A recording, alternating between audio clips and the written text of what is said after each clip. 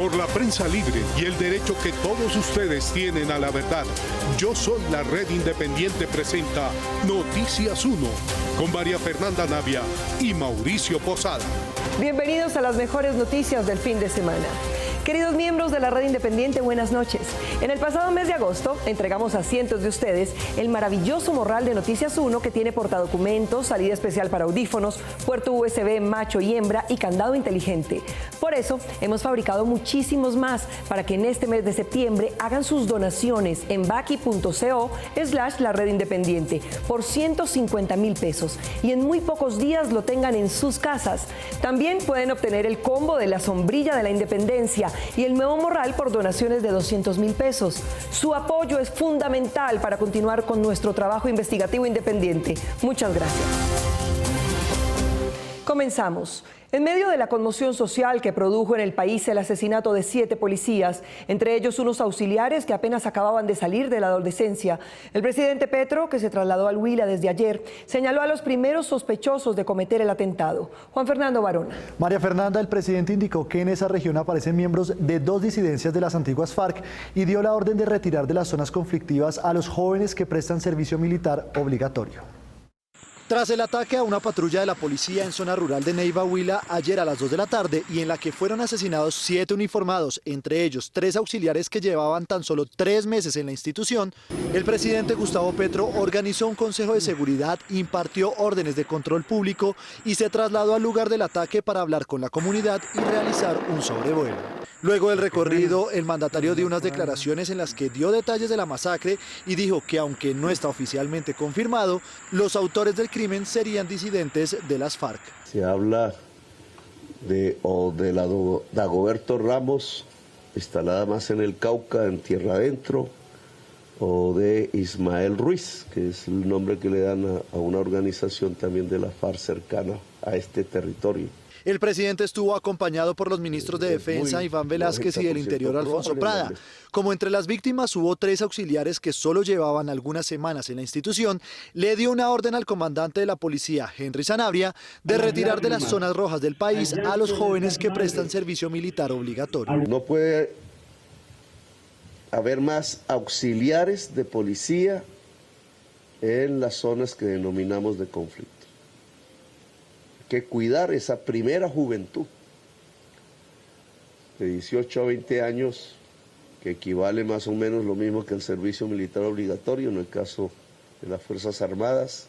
El presidente reveló que los uniformados estaban incomunicados por la zona que recorrían a pesar de ser escenario riesgoso. Allí no hay conectividad, que es uno de los problemas de la región. En el occidente de Neiva no se puede comunicar nadie por celular. Puntos muy disímiles. La policía tenía celulares para comunicarse. Luego no podía hacerlo. El jefe de Estado aseguró que a pesar de que esta región del país vivió en paz desde la firma de los acuerdos del Teatro Colón, las inversiones nunca llegaron al territorio. Habían observado que el Estado no había ido nunca en cabeza de un presidente a esa región, pero sobre todo las inversiones llegaron muy pocas al territorio. Y dijo que fue un fracaso del gobierno anterior no poder llevar el Estado a ese territorio. Ahí se observa el incumplimiento de un acuerdo de paz por parte del gobierno. No lograr que esa región pueda prosperar como cualquier otra de las grandes regiones prósperas del país. El presidente se comprometió a garantizar la paz y tranquilidad en todo el territorio nacional, especialmente los que históricamente han sufrido más la guerra. El atentado en el Huila deja dudas sobre la viabilidad del proyecto de paz total que se trazó el presidente Petro desde el primer día de su mandato. ¿La masacre de los 7 policías es una notificación de las bandas ilegales al nuevo gobierno? Los expertos contestaron. Hoy en Bogotá, el gobierno Petro instaló oficialmente los 65 puestos de mando unificado del país que buscan garantizar la vida y protección de los líderes sociales y defensores de derechos humanos. Aunque el acto debió haber sido presidido por el ministro del Interior, Alfonso Prada, el funcionario tuvo que quedarse en Neiva para acompañar al presidente Petro por el ataque contra los 7 patrulleros, razón por la cual la apertura del PMU corrió por cuenta del viceministro Gustavo García. Aquí lo que se busca es la protección de la vida, tratar de que las medidas sean de carácter preventivo antes que de ir a atender ya una situación acontecida. Durante la instalación de este puesto de mando se explicó cómo se articularán las diferentes instituciones. Los presidentes de la Comisión de Paz del Congreso se refirieron a la masacre de los 7 policías y manifestaron que esto puede ser un sabotaje de los grupos ilegales al anuncio del gobierno de querer realizar una paz total. Estamos valorando si realmente lo que se está haciendo es como un sabotaje a esa propuesta y que quiera de alguna manera descalificarse digamos la propuesta como tal de paz total. Esta acción es un intento por obstruir la búsqueda de la paz total, que el camino del diálogo es el único que nos puede sacar de esta situación de violencia.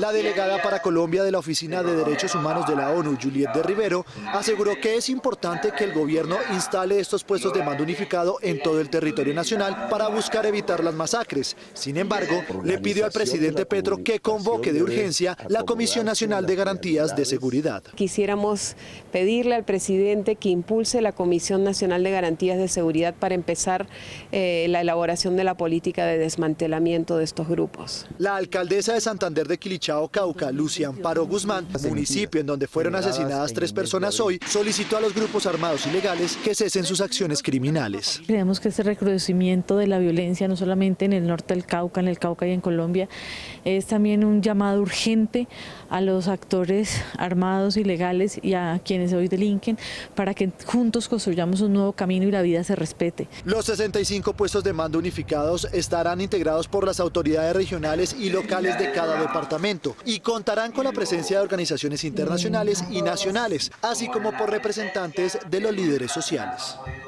En otras noticias de impacto nacional, aunque de una dimensión menos dolorosa, continúa el debate mediático y político por los insultos del senador del Pacto Histórico, Alex Flores, a patrulleros de la policía que cumplían con su deber en Cartagena. Víctor Ballestas. María Fernanda, Flores parece tener una personalidad disfuncional y agresiva si se consideran los diversos episodios en que se ha visto envuelto a lo largo de su vida pública. El senador Alex Flores es el protagonista del primer escándalo que impacta de manera negativa al partido de gobierno recién instalado, el Pacto Histórico. Cartagena quiere descansar de estos delincuentes. Hacia las 4 de la madrugada de ayer viernes, el congresista fue grabado en alto estado de ebriedad a las puertas del Hotel Caribe de Cartagena, uno de los sitios hoteleros mejor reputados de la ciudad. No seas tan sapo, cabrón. Según se ha publicado ampliamente, la altanería del cuestionado senador se produjo por su molestia con los trabajadores del lugar que le impidieron el ingreso a ese sitio con un acompañante no identificado que no era huésped del hotel ni quería dejar registro de su estadía allí. No. Ante el maltrato al que el senador Flores sometió a los patrulleros de la policía que acudieron al lugar por petición de la administración del Hotel Caribe, los uniformados presentaron denuncia en su contra. La agresión física a las autoridades de policía se considera un irrespeto grave a la autoridad, sin perjuicio de la acción penal a que haya lugar. Pero la conducta agresiva del congresista del partido de gobierno no terminó esa madrugada. Un par de horas más tarde, le dio entrevista a una cadena radial y en lugar de disculparse, se mostró soberbio. Me eligieron para hacer las leyes, me eligieron para que me comportara como el ejemplo nacional. Flores es conocido por las denuncias sociales en su contra. Cuando era concejal de Medellín, protagonizó otros escándalos por exceso de velocidad y accidentes de tránsito en las camionetas oficiales asignadas para su uso. Al parecer, el entonces concejal iba manejando y también estaría bajo los efectos del alcohol, según se publicó en medios locales. Gracias, amigos míos. Otro episodio reciente ocurrió en Medellín en la pasada campaña presidencial, cuando las redes sociales divulgaron profusamente este video en que se le ve desplazando con un codazo a su compañera de partido y hoy de bancada en el Senado, Susana Boreal. Lo habría hecho para quedar más cerca del candidato Petro. Hace 6 años se arrodilló frente a Uribe en un acto muy polémico. Recientemente la columnista Ana Cristina Restrepo de El Colombiano evidenció con este documento la presunta violencia intrafamiliar de Flores. Han visto representados sus principios. Allí se lee que su pareja, una joven mujer, fue valorada en un hospital por golpes y maltrato a pesar de estar embarazada. Ella no quiso presentar denuncia formal en su contra. Otro hecho impactante, protagonizado por quien habría sido el presunto autor intelectual de un asesinato, ocurrió en plena audiencia judicial. El imputado se suicidó frente a la cámara con la que se conectaba para asistir virtualmente a la diligencia. Miguel Ángel Peñaranda. María Fernanda, se llamaba Fernando Bermúdez, un empresario de la construcción en Armenia, acusado por la Fiscalía de haber presuntamente contratado sicarios para matar al periodista Nelson Carvajal, quien lo había denunciado en sus artículos y programas. Cuando se encontraba en su finca en las afueras de Armenia, el exconcejal y empresario Fernando Bermúdez Ardila asistió virtualmente a una diligencia judicial en calidad de acusado del homicidio del periodista Nelson Carvajal, ocurrido en 1998 en el municipio de Pitalito, Huila.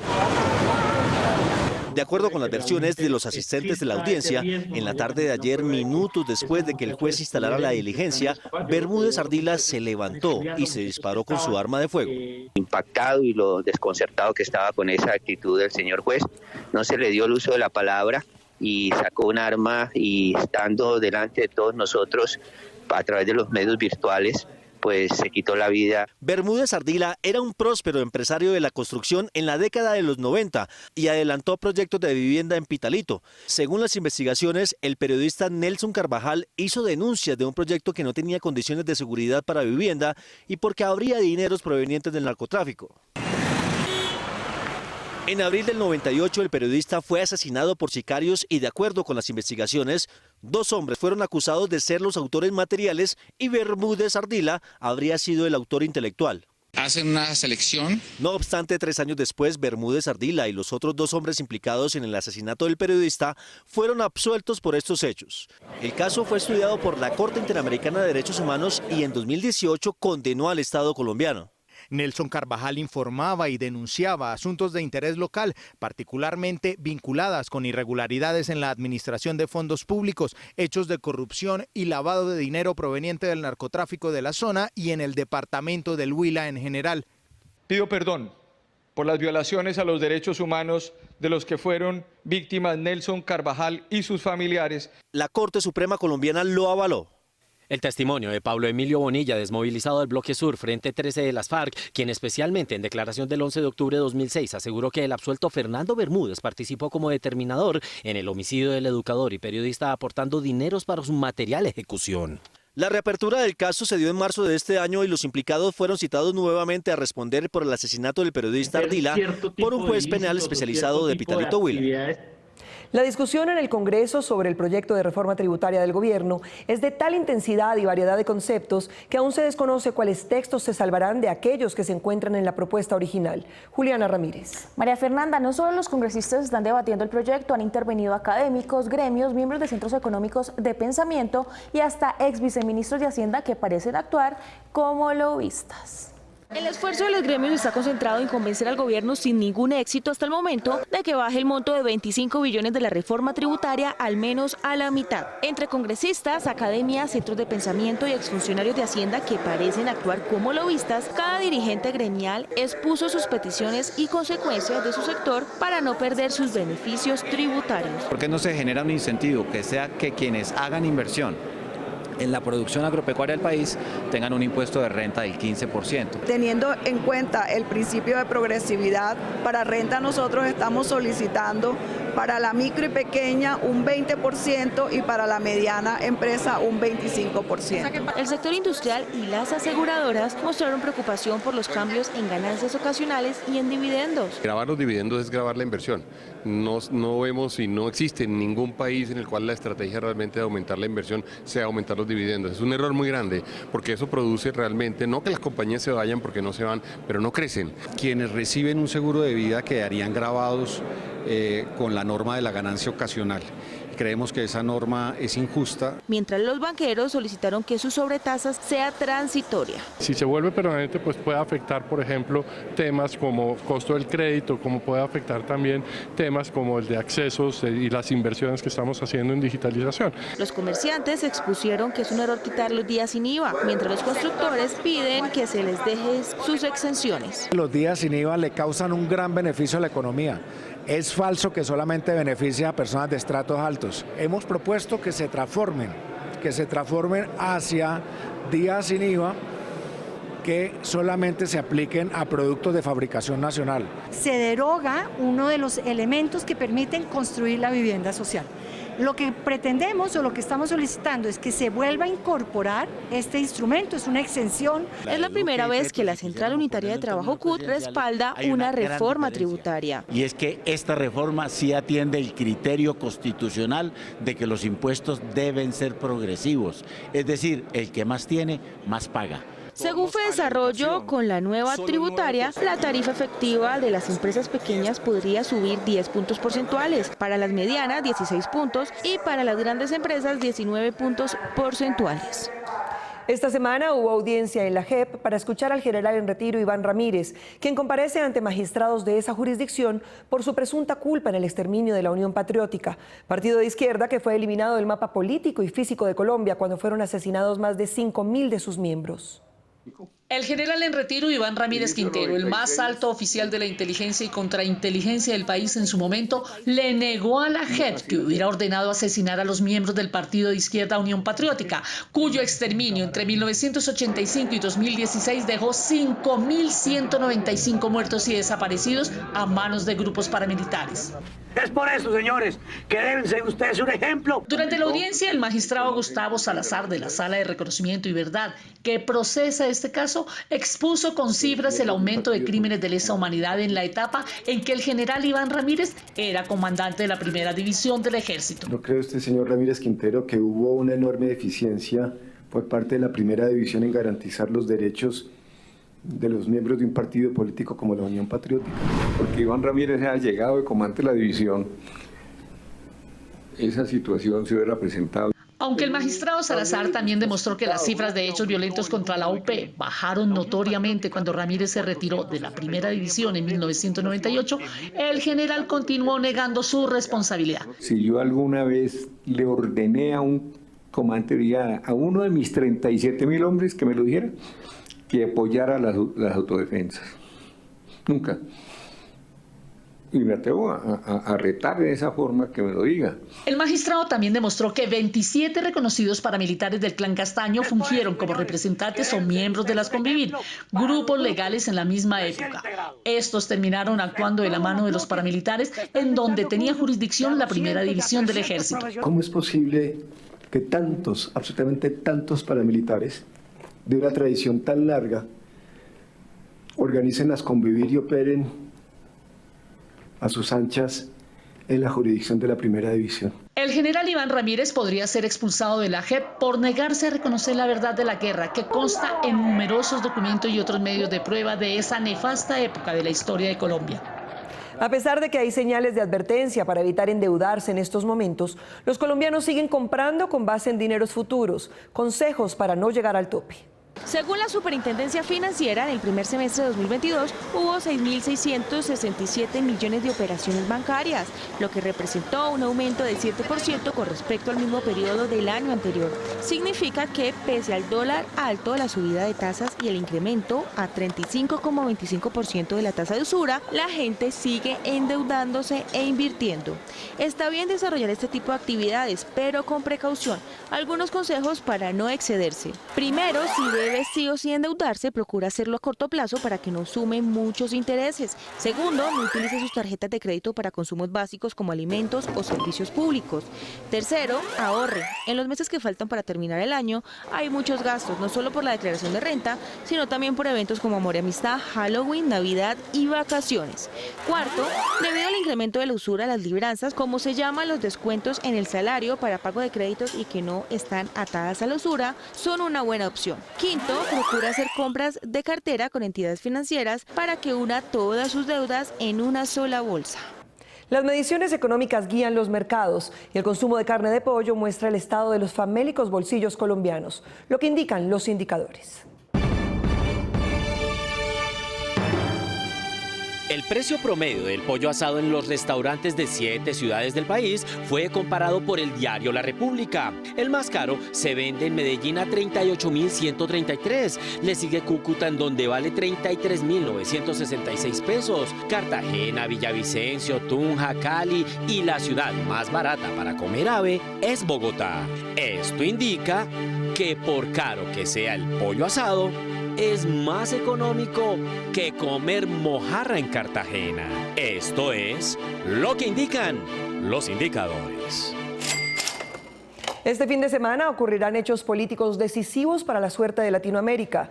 Mañana los chilenos votarán si quieren una nueva constitución después de la que se implantó durante la dictadura de Augusto Pinochet. Gustavo Monge.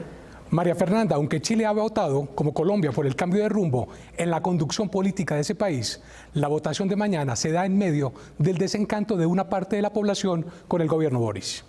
Apruebo o rechazo. Esas son las dos opciones que tendrá mañana el pueblo chileno para el plebiscito nacional que votará si aprueba o niega el cambio de constitución del país, cuya carta política está vigente desde cuando la implantó el dictador Augusto Pinochet.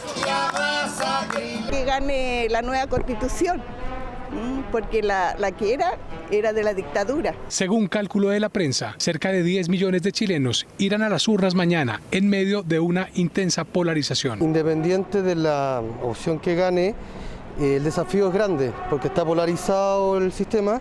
Las enormes manifestaciones populares de 2019 en las calles de Santiago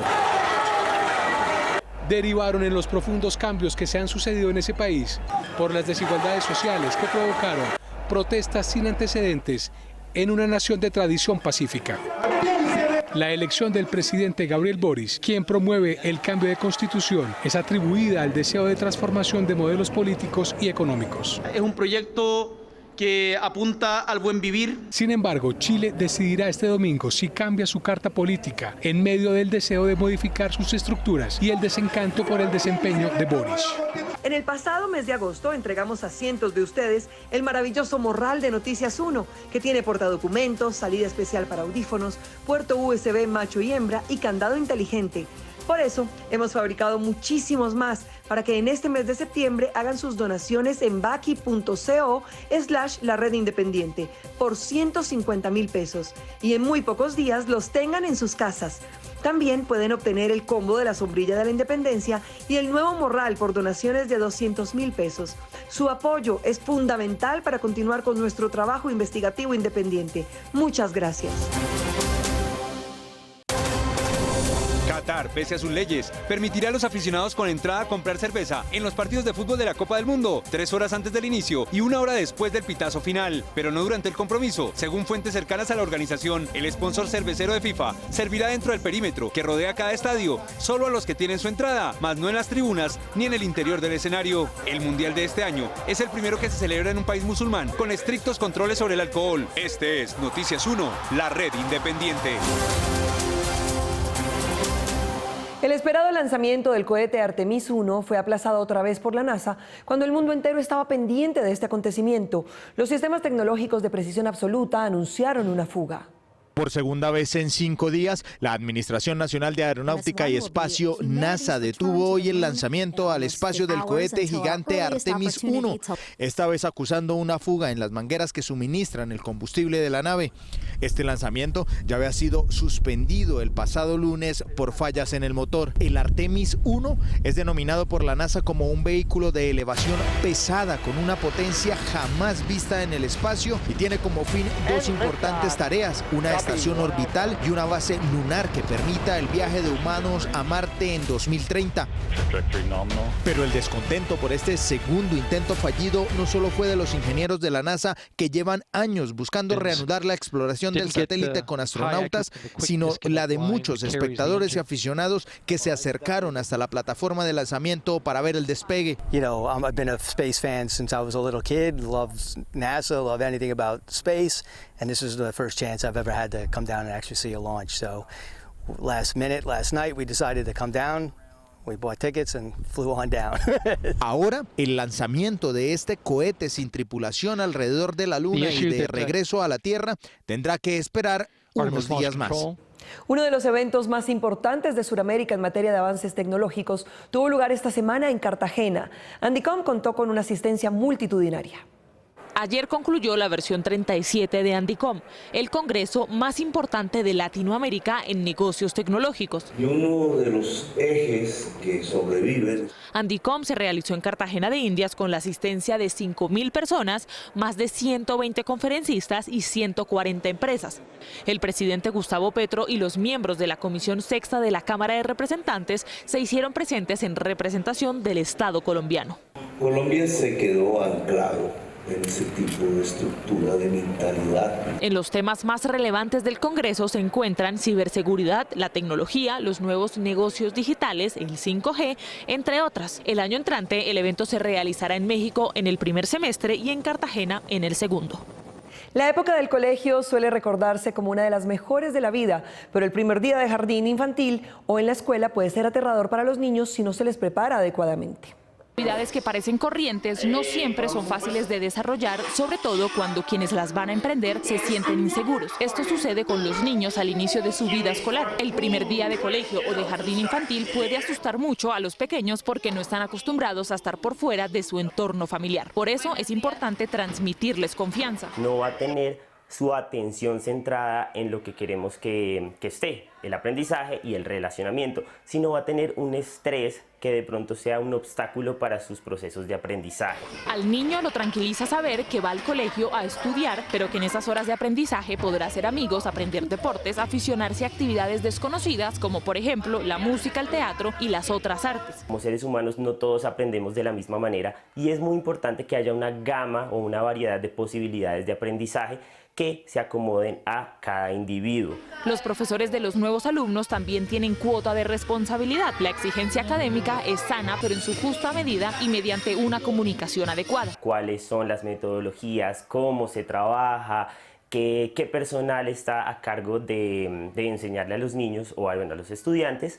Y esto nos va a dar unas herramientas a padres y madres para que tengan una conversación segura, una conversación firme con ellos. El niño logrará entonces disfrutar de su vida en el colegio, una etapa que siempre llevan en su corazón y recuerdos los adultos en sus etapas posteriores. En el pasado mes de agosto entregamos a cientos de ustedes el maravilloso morral de Noticias 1, que tiene portadocumentos, salida especial para audífonos, puerto USB macho y hembra y candado inteligente.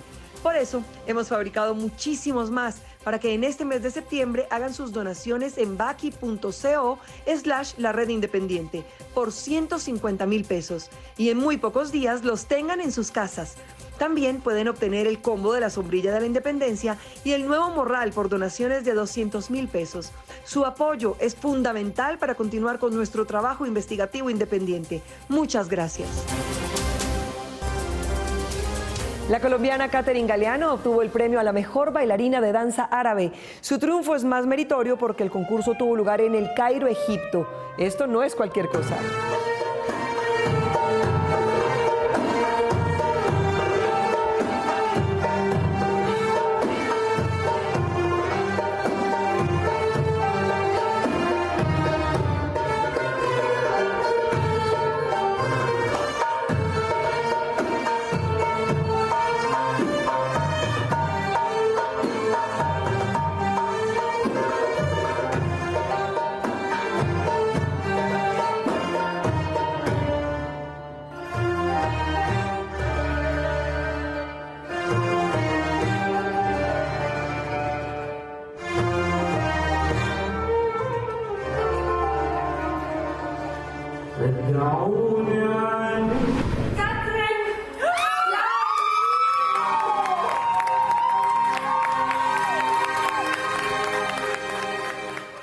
Nos vemos en las redes sociales y mañana domingo aquí en Cable Noticias con las mejores noticias del fin de semana. A ustedes gracias por elegir la independencia.